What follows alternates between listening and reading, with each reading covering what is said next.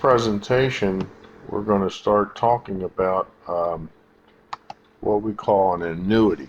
All right, so it's a long-term investment, like you know, a retirement fund or something of that sort. Okay, where you typically will put away give a fixed amount every month for whatever 20, 30, 40 years, however long you're in the workforce. Okay, um, so as it says here, annuity is an investment long-term, typically for retirement, whereby you make periodic contributions, let's say $100 a month, and withdraw the money much later when you're ready to retire. Uh, Understandably, long-term investments will not guarantee no fixed rate, but for our purposes, just to get a general understanding of it, we're going to say you're going to keep it at a fixed rate, okay? So, but before we can proceed on that, we need to look at something called a geometric sequence and series, which we will talk about in greater detail at the end of the course. But for now, just a little introduction.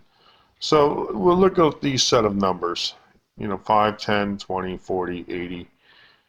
Each number is twice the preceding number. Now we're going to tag them as the first, second, third, fourth, fifth, whatever. Okay?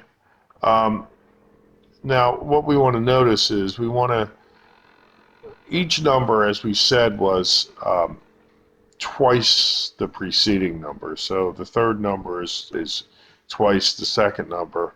But what we want to do is we want to tag these all in reference to the first number. So if our first number is 5, then of course the second one is 5 times 2. The third number is 5 times 4, 5 times 2 squared. The fourth number, 5 times 2 cubed, and so on and so forth. Okay? Now these numbers present what we call a sequence.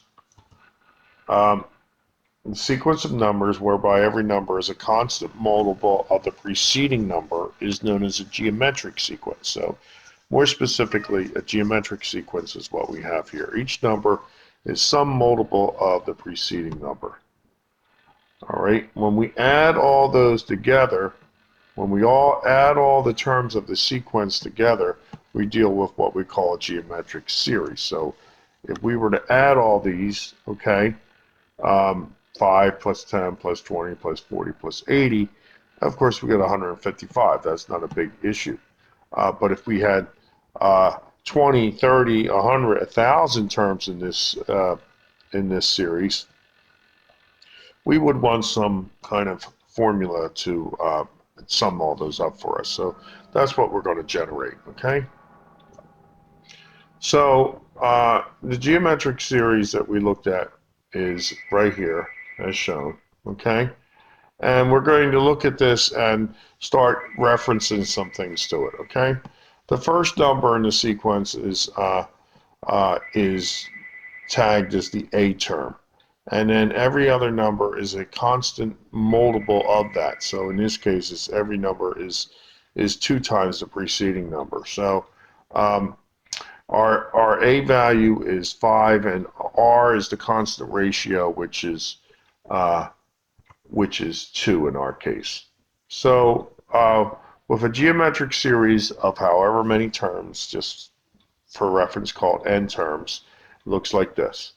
And you can case in point here. It's 5 plus 5 times 2 plus 5 times 2 squared plus 5 times 2 to the third power.